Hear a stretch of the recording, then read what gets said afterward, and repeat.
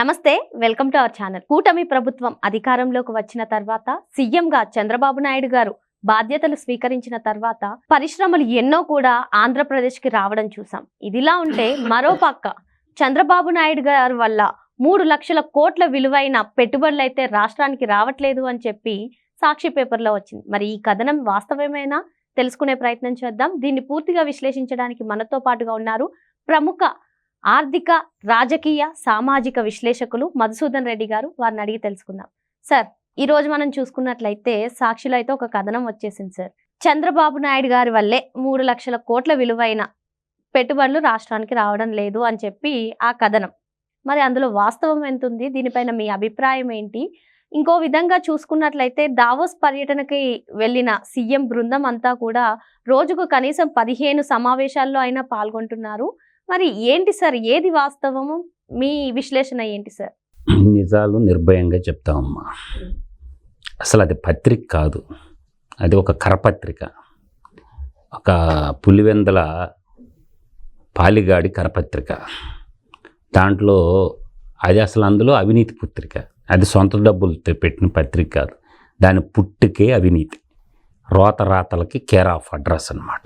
నిజాలు రాస్తే ఒట్టు అని నిజాలు కప్పెట్టి ఇష్టానుసారంగా రోతరాతలు రాశారు. ఆ రోతరాతల కథల వెనక ఉన్నటువంటి, ఆ కట్టు కథల వెనక ఉన్నటువంటి గుట్టు నేను ఇప్పుడు ఇప్పుతా. నేను అంటుండేది ఏంటంటే, జిందాల్ స్టీల్ ప్లాంటు మేము తెచ్చిపెట్టే అది పోయింది అని వాళ్ళ బాధ. నేననేది ఏంటంటే, అది జిందాల్ స్టీల్ ప్లాంట్ కాదు వాళ్ళు తెచ్చింది, డాక్టర్ అండ్ నటి జిత్వాని జిందాల్ సెటిల్మెంట్ ప్లాంట్. ఈ ప్లాంట్కి ముందు ఇంకొక కథ రాయాలి. ఎందుకంటే ఆ పేపర్లో మూలలో రాజశేఖర రెడ్డి బొమ్మ ఉంటుంది. రాజశేఖర రెడ్డి ముఖ్యమంత్రిగా ఉన్నప్పుడు తల్లి కడపలో స్టీల్ ప్లాంట్ పెడతామని చెప్పి దాని పేరే బెమ్మని ఇండస్ట్రీస్ లిమిటెడ్ పెట్టి 1 ఎకరా ఎంతో తెలుసా? రాజశేఖర రెడ్డి కేటాయించింది ఎంతో తెలుసా? 1 ఎకరా భూమి 18,500 రూపాయల చొప్పున వాడు బాబుగాడి జాగిర్దార్ అయినట్టు 10,670 ఎకరాలు కేటాయించాడు. ఎంత? 10,670 ఎకరాలు. 1 ఎకరా ఖరీదు ఎంతమ్మా?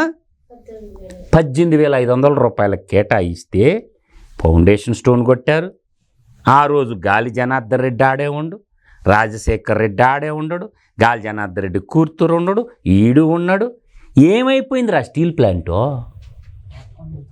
ఆ శంకుస్థాపన చేసిన స్టీల్ ప్లాంట్ ఏమయ్యింది అంటే, ఆ రోజు ఓబులాపురం మైనింగ్ అని అనంతపురం జిల్లాలో ఊరంతా చైనాకి ధరలిచ్చి ఆ డబ్బులతోటే వీడికి స్టీల్ ప్లాంట్ భాగస్వామ్యం. దాని తర్వాతమ్మా ఎయిర్ డ్రోమ్ అంటే స్పెషల్ ఫ్లైట్, గాల్లో వచ్చి గాల్లో వెళ్ళిపోవటానికి. కడపలో ఎయిర్పోర్ట్ కాకుండా ఎయిర్ డ్రోమ్ అని చెప్పి దాని కింద ఎంత కేటాయించారంటమ్మా? 3,115 ఎకరాలు మళ్ళీ కేటాయించారు. ఈ మొత్తం ఎంత? ఈ ల్యాండ్ భాగోతం 13,785 ఎకరాల 64 సెంట్లు.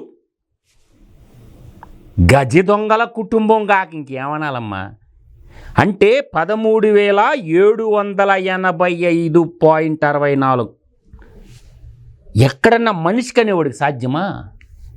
తండ్రి అధికారాన్ని అడ్డం పెట్టుకొని రాయలసీమలో స్టీల్ ప్లాంట్ కడతామని చెప్పి 13,785 ఎకరాలు నాకేయటానికి ఆనాటి ప్రణాళిక చేశారు.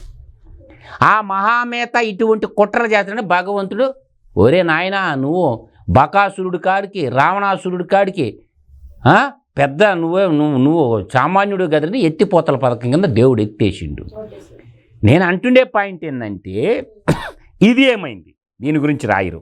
ఆ రోత పత్రికలో, ఆ టిష్యూ పేపర్ పత్రికలు దీని గురించి రాయరు. ఏమైంది? సరే అయిపోయిందా? భారతీయ సిమెంట్కి ఎన్ని వేల ఎకరాలు కొట్టేశారు? పులివెందల పాలిమర్స్ని అడ్డం పెట్టుకుని ఎన్ని వేల ఎకరాలు కొట్టేశారు?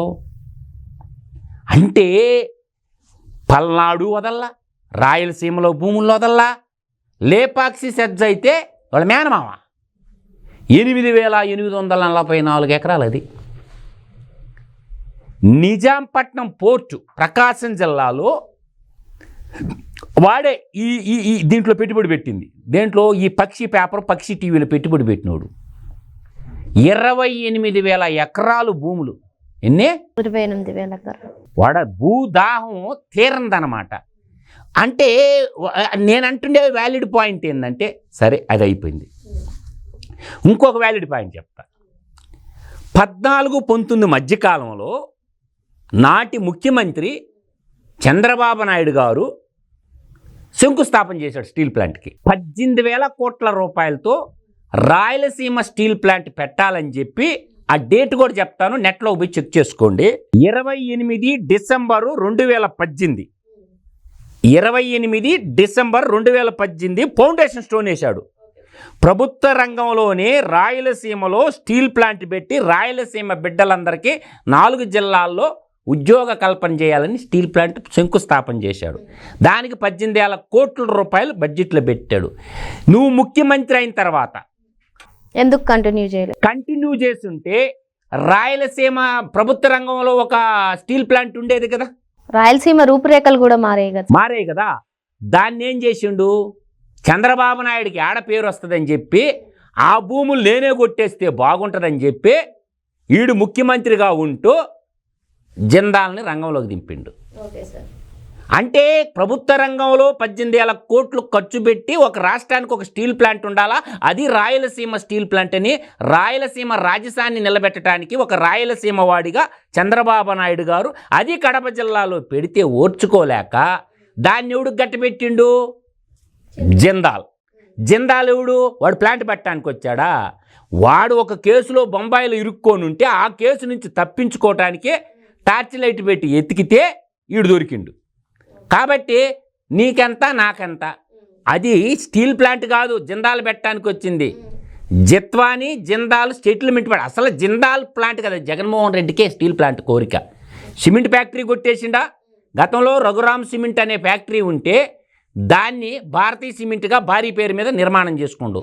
ఆ బ్యాగులు తయారు చేసుకోవడానికి పులివెందల పాలిమర్స్ పెట్టుకున్నాడు. పోర్టు కాకినాడ కాడ ఆ పోర్టు కొట్టేశాడు. స్టీల్ ప్లాంట్ పెట్టాలన్నది వాడు ఎయిము. అది జిందాల్ స్టీల్ ప్లాంట్ కాదు, జగన్ స్టీల్ ప్లాంట్. ఆ స్టీల్ ప్లాంట్ లేదు, పాడు లేదు. దాడేం చేశాడు, దాన్ని కూడా చెప్పుకొని వద్దాం మనం కూడా. దీన్ని ఏం చేశాడంటే, అప్పుడు దాన్ని మామూలుగా ఆలోచన చేస్తే వాడు పెడతానన్న పెట్టుబడి ఎంత, 8,500 కోట్లు ఏర్పాటు చేయడానికి సిద్ధపడింది. ఎవరు, సజ్జన్ జిందాల్ ఇప్పుడు వచ్చి ముఖ్యమంత్రి కాడికి వచ్చి నేను ప్లాంట్ పెడతాను అని చెప్పి వచ్చిండు ఒక్కరోజన్నా. వాడు ప్లాంట్ పెట్టడానికి రాలా, ఆ జిత్వానీ కేసు నుంచి సెటిల్మెంట్ చేసుకోవడానికి వచ్చాడు.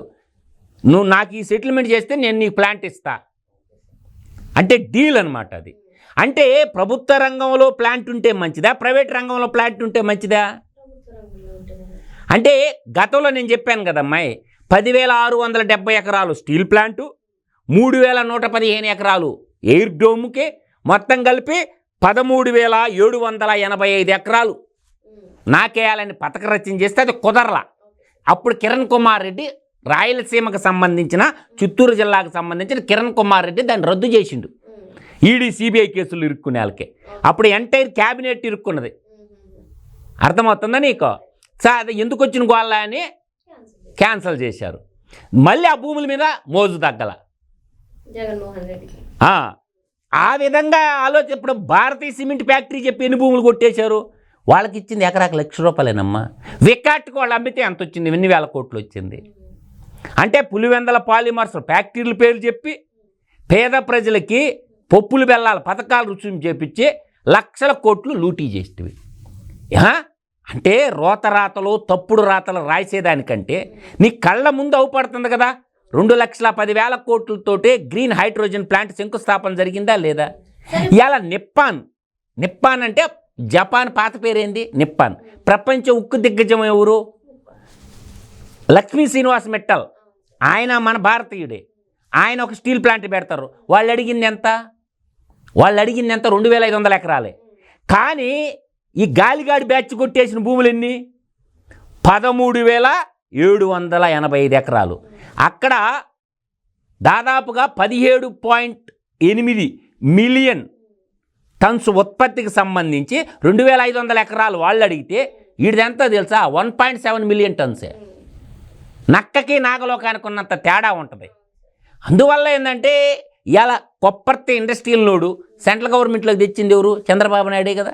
సార్ ఇప్పుడు వీళ్ళు చెప్తున్నది 3 లక్షల కోట్ల రూపాయల పెట్టుబడులు రాకపోవడానికి చంద్రబాబు నాయుడు గారే కారణం అంటున్నారు. మరి ఇప్పుడు చూసుకున్నట్లయితే కూటమి ప్రభుత్వం అధికారంలోకి వచ్చిన తర్వాత ఈ 7 నెలల్లో కానివ్వండి 4 లక్షల కోట్ల పెట్టుబడి అయితే వచ్చింది రాష్ట్రానికి అని చెప్పి వీళ్ళు చెప్తున్నారు. సార్ ఒకసారి మనం బ్యాక్ వెళ్దాం. 2019 నుంచి 2024 వరకు జగన్మోహన్ రెడ్డి సీఎంగా ఉన్నారు. మరి ఎన్ని లక్షల కోట్ల రూపాయలు రాష్ట్రానికి పెట్టుబడులు వచ్చాయి సార్? వాడు పెండాకూడు వచ్చింది, వాడు ఫ్లైట్లో తిరగని సరిపోయా. నేను అనేది ఏంటంటే ఏదైనా పనిమంతుడికి పనికి మాలినోడికి తేడా ఉంటుంది. వాడికి ముఖ్యమంత్రి పదవా రాజకీయ పదవి అనేది వాడు ఈడీ సిబిఐ కేసుల్లో నుంచి తప్పించుకోవడానికే తప్ప ప్రజల కోసం కాదు, ప్రజల సంక్షేమం కోసం కాదు. రాష్ట్రాన్ని తాడేపల్లి కొంపలో బొనుకొని నిద్రపోయి గాల్లో తిరిగి గాలి మాటలు చెప్పి గాలిగాడు ఈ గజ దొంగ ఆర్థిక ఉగ్రవాది అయినటువంటి వాడు వీడు చెప్పే మాటలో ఒక పత్రిక ఉంది కదా రాసుకుంటుండు. ఇప్పుడు I&PR మినిస్టరు ఈ కథనాల మీద ఖచ్చితంగా కేసు పెట్టాలా? I&PR కొలుసు పార్థసారథి ఉన్నాడమ్మా గవర్నమెంట్లో. ఈ కథనం మీద ఈ రాతల మీద కేసు రిజిస్టర్ చేయాలా? అందువల్ల ఏంటంటే 3 లక్షల కోట్లు పోయినట్ట. బయట పెట్టు MOU ఉంటుంది కదా గవర్నమెంట్తో చేసిన సంతకం. నువ్వేమో 8,500 కోట్లు అంటుంటివి, 3 లక్షల కోట్లు. అసలు పారిశ్రామికవేత్తలను బెదిరించినోడే ఈడు. లల్లు మాలోని బెదిరించిండా, ఆ తర్వాత అమర్రాజా బ్యాటరీస్ వాడిని బెదిరించిండా, HCL టెక్నాలజీ వాడిని బెదిరించిండా, టాటా వాళ్ళ కంపెనీ వాడు బెదిరించినోడు వాడు. మొత్తం రాజకీయ నాయకులను బెదిరించిండు, మాట్లాడే జర్నలిస్టులను బెదిరించిండు, తర్వాత అందరిని బెదిరించాడు. అందువల్ల ఏంటంటే నేనంటుండే వ్యాలిడ్ పాయింట్ ఏంటంటానమ్మా, ఇక్కడ బ్రహ్మణి స్టీలు మీ నాయన తెచ్చింది, కాలగర్భంలో కలిపింది. చంద్రబాబు నాయుడు గారు శంకుస్థాపన చేసిన ప్లాంట్ కానీ కొనసాగించుంటే 18,000 కోట్లలో సంవత్సరానికి 3,000 కోట్లు, సంవత్సరానికి 3,000 కోట్లు పెట్టుకుంటా వచ్చినా కూడా ఇవాళ 5 సంవత్సరాలకు 15,000 కోట్లు, 4,000 కోట్లు పెట్టుకున్నా కూడా ప్లాంట్ అయిపోయేది కదమ్మా స్టీల్ ప్లాంటు. అంటే ఈడెందుకు కొనసాగించలేదు? వాడికి రాష్ట్రం మీద ప్రేమ లేదు, దేశం మీద ప్రేమ లేదు, రాయలసీమ బిడ్డల మీద ప్రేమ లేదు. వాడి కుండలా దోచుకోవడం దాచుకోవడం. ఎక్కడ దాపెడుతుండవు? వాడు పిండాకుడు పోతా ఏం పట్టకపోడు, మొలతాడు కూడా ఎత్తుకోబడు పోయేటప్పుడు. ఏదో ఒక రోజు మట్టిలో గెలిచిపోవాల్సిన శరీరానికి అబద్ధాలు చెప్పితే అతికినట్టు ఉండాలి. ఈరోజు వరుసబెట్టి BPCL వచ్చిందా? BPCL చాలా పెద్ద కంపెనీ కదా రామాయపట్నం. ప్రకాశం జిల్లాలో ఏషియన్ పల్ప్ అనే ఒక పేపర్ మిల్లు కంపెనీ 24,000 కోట్లతో వస్తే దాన్ని ధర్మేసిండు. ఏషియాలోనే ఏషియన్ పేపర్ మిల్స్ అని పేపర్ మ్యానుఫ్యాక్చరింగ్ యూనిట్ ఒకటి వస్తే ప్రకాశం జిల్లాలో అది ఎటుపోయిందో తెలియదు. అందువల్ల ఏంటంటే ఈ పులివెందల పాపులో ఎస్కోబార్ పత్రికలో రాసిన ఆ పక్షి టీవీలో ఆ పక్షి ఛానల్లో రాసిన ఒక్క అక్షరం రిజీ కాదు. వాళ్ళ పేపర్ ముడ్డు దుడుచుకోవడానికి కూడా పనికిరాదు. కాబట్టి వాడు రాతల మీద కూటమి ప్రభుత్వం చర్యలు తీసుకోవాలా. వాళ్ళు పెట్టుబడులు ఏట కోసం దావుసిపోయి మీరు దావుసిపోంటారంటే సలిపుట్టింది ఆయన. 75 ఏళ్ల వయసులో 25 ఏళ్ల కుర్రోళ్ళలాగా ఆయన పనిచేస్తూ ఉంటే ఒక తొట్టు ఐటీ మంత్రి కానీ, ఇంకో తొట్టు పరిశ్రమల మంత్రి కర్నూలు జిల్లా సంబంధించిన భరత్ కానీ, కేంద్ర మంత్రి అయినటువంటి రామ్మోహన్ నాయుడు కానీ రాష్ట్ర సర్వతోముఖాభివృద్ధి కోసం వాళ్ళు పాటుపడతా ఉంటే వాళ్ళు దావుసులో ఉంటే ఈడు తప్పుడు రాతలు రాయటం, ఈడు తప్పుడు కోతలు గీయటం. కాబట్టి ఎన్ని ప్రజలు అర్థం చేసుకుంటారో. ఇంకా వాడు బతికున్నంతకాలం తప్పుడు రాతలు రాసుకోవాల్సిందే తప్ప వాడికి సీఎం కూర్చి వాడు ఇంక బతికినంతకాలం వాడు సీఎం అయ్యేది లేదు, చచ్చేది లేదు. ఆంధ్రప్రదేశ్ రాష్ట్ర ప్రజలు కనువిప్పు కలిగింది. బతికుండగా వాడికి ఓటేయడు, వాడు గొర్రెలు వేయాల్సిందే తప్ప, మళ్ళీ కూడా అంటాడు వాడి గొర్రెలు కొంతమంది వేయాల్సిందే తప్ప వాడిని నమ్మి ఎవడు ఓటేయరు. చదువుకున్న యువత అందరూ కూడా రాష్ట్రం సర్వతోముఖాభివృద్ధి చెందుతుంది కాబట్టి రాష్ట్రం బాగుండాలని కోరుకుంటారు. అమరావతి శ్మశానం అన్నారు కదా, ఇలా అమరావతి అవుపడుతుంది కదా కళ్ళ ముందు అందరికి, సోషల్ మీడియాలో ప్రతి ఒక్కరు చూస్తున్నారు కదా. అందువల్ల అమరావతిని ఒకడేమో అడివన్నాడు, ఒకడు శ్మశానం అన్నాడు. అందువల్ల ఏంటంటే 3 రాజధానులని ఒక రాజధాని కూడా కట్టకుండా పోయిండు. ఇలా రుషికొండ మీద ఒక కొంప కట్టుకున్నాడు ప్యాలెస్, దానికి 200 కోట్లు పైన వేస్తున్నారు. దాన్ని ఎలా రిసీవ్ చేసుకోవాలా, ఎవడు కట్టాలా? నేను అమిత్ షా గారే అన్నారు కదా, అండమాన్లో ఒక బిల్డింగ్ కడితే మేము ఫైన్ కట్టక తప్పలేదు, హరిత ట్రిబ్యునల్ చాలా గట్టిగా ఉంటుంది, 200 కోట్లు కట్టి తీరాల్సిందే అని అన్నారు. అందువల్ల రాష్ట్రాన్ని సర్వనాశనం చేసి రాష్ట్రాన్ని అప్పుల కుప్పలుగా మిగిలిచ్చినటువంటి ఆ దరిద్రుడి గురించి మనం మాట్లాడటం వేస్ట్.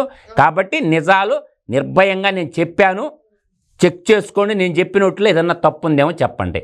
అందువల్ల ఏంటంటే వాళ్ళు సిగ్గులేని రాతలు, సిగ్గులేని కారు కోతలు డే 1 నుంచమ్మా, ఎక్కిన 1 నుంచే రోతరాతలు రాస్తారంటే వాళ్ళంత నీచ నికృష్టులు ఆ పేపర్ వాళ్ళు అనుకోవచ్చు. అంటే తెల్లారాలకల్లా అంతా 5 ఏళ్ళలో చేసిన అభివృద్ధి తెల్లారాల్లో కుప్పగూలిపోయిందా? 6 నెలలకేమన్నా ఒక బిడ్డ పుట్టాలంటే 270 రోజులు పట్టద్ది, ఒక ఇల్లు కట్టాలంటే 6 నెలలు పట్టద్ది, ఒక రాష్ట్రాన్ని పునర్నిర్మించాలంటే ఎన్ని రోజులు పట్టద్ది? అందువల్ల ఏంటంటే ఆ దరిద్రుడి పత్రికలు ఏది రాసినా కూడా మనం పట్టించుకోవాల్సిన అవసరం లేదు. మేల్కోండి. రాయలసీమ ఒకప్పుడు ఒక్కడు గుర్తుపెట్టుకున్నమ్మా, రాయలసీమ ప్రపంచంలో వర్షం పడితే వజ్రాలు దొరికే సీమైంది రాయలసీమ. దేవతలో కలియుగ ప్రత్యక్ష దైవం 7 కొండలు ఉండే నేల రాయలసీమ. భవిష్యత్తు కాలజ్ఞానాన్ని చెప్పిన పుట్టింది రాయలసీమలోనే బ్రహ్మంగారు. తర్వాత కవయిత్రి మొల్ల, మీకు బాగా గుర్తుండే కవయిత్రి మొల్ల రామాయణాన్ని తెలుగులో అనువదించిందమ్మా. ఆమె పుట్టింది కడపలోనే. తర్వాత తొలిగి వాగ్గేయకారుడు అన్నమాచార్యుడు పుట్టింది కడపలోనే. మనం చూస్తున్నాం కదా రాయలసీమలోనే. తర్వాత కాణిపాక వినాయకుడు పుట్టింది రాయలసీమలోనే. తర్వాత మంత్రాలయం గురు రాఘవేంద్ర స్వామి రాయలసీమే. శ్రీశైలం మల్లన్న రాయలసీమలోనే. అరుదైన ఎర్రచందన వృక్షాల గల్ల సీమ రాయలసీమ. శ్రీశైలం టు శేషాచలం దాకా ఎర్రచందన వృక్షాలు ఉంటాయి కదా, ప్రపంచంలో ఎక్కడన్నా ఉంటాయా? అక్కడే కదా ఉండేదా? అవును సార్. శేషాచలం ఎంకన్నా ఆయనే ఉండు. తర్వాత యాగంటి ఇట్లా దేవతలు నడయాడిన సంగీతం, సాహిత్యం, సకల సంపదలకి నెలవైనటువంటి సీమ రాయలసీమ. ఇటువంటి గజ దొంగల గురించే మాట్లాడుకోకపోవటం మంచిది. రాయలసీమ అంటేనే మర్చిపోయిన నీతి శతక పద్యాలు రాసినటువంటి యోగి ఏమన, ఆయన కూడా రాయలసీమే. అందువల్ల ఆలోచన చేసుకోండమ్మా. అందువల్ల ఈ జగత్ కంత్రి, ఈ కలికాల జగనాసురుణ్ణి ప్రజలు మర్చిపోయారు. కాబట్టి వాడు రాతలో ఖచ్చితంగా యాక్షన్ తీసుకోండి. ఐ&PR మినిస్టర్ గారు కొలుసు పార్థసారథి గారు ఉన్నారు, కేసు FIR చేయండి, సుమోటోగా జైల్లో పెట్టమని చెప్తుండా. రాసిన ఆర్టికల్ రాసిన ఎడిటర్ని తక్షణం అరెస్ట్ చేయమని చెప్తుండా. ఆ పత్రిక కూడా సమన్స్ జారీ చేయమని చెప్తుండా. మొత్తానికి ఇటువంటి కథనాలను నమ్మకూడదని, ఇలాంటి స్టోరీస్ పైన అయితే సీరియస్ యాక్షన్ తీసుకోవాలని సార్ చెప్తున్నారు. Thank you sir. నమస్కారం.